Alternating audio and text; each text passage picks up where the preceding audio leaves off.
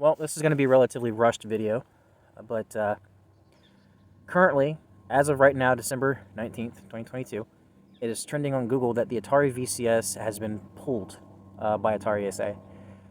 Last week, or rather close to the end of last week, only a couple days ago, Atari released their yearly financial filings, and basically they didn't pull in a lot of sales on hardware.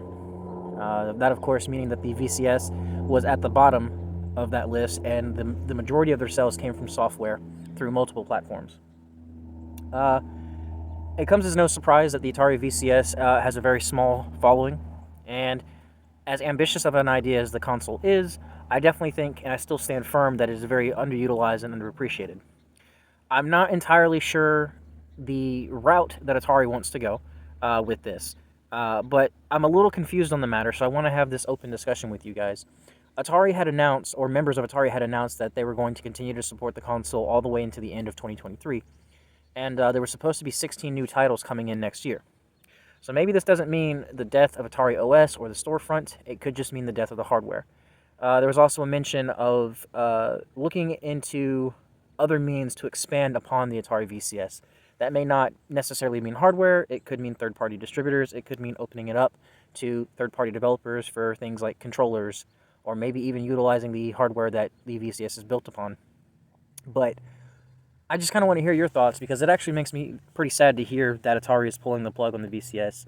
I feel like it's too soon. I feel like that the community who has fought to keep it alive this long, even since it launched, has been very dedicated, and there's been a lot of people who probably are going to be, or not has been, but there's probably going to be a lot of people who are upset by this news, or at least discouraged. But I don't know. Let's talk about it. What are your thoughts? Drop it in the comment below. If Atari does decide to go into this whole, expanding upon IPs and so on and so forth for their, AAA titles and so on, it could mean a gross profit for them. But at the same time, abandoning hardware discourages any possibility of releasing a new console in the future, whether that be physical, handheld, portable, whatever the word for that may be. Again, this is incredibly rushed. I haven't really planned out what I wanted to say. It's just something that hit right now. I want to say a couple hours ago.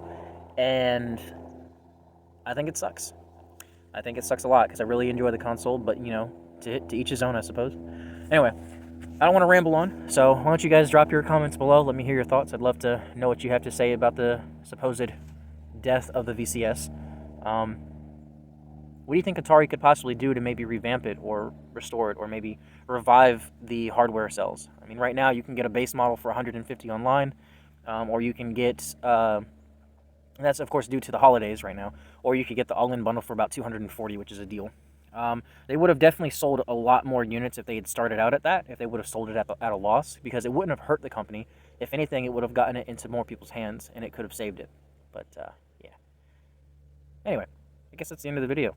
And as far as my channel goes, I'll continue to support the Atari VCS until the storefront itself closes down, if that is going to be the case.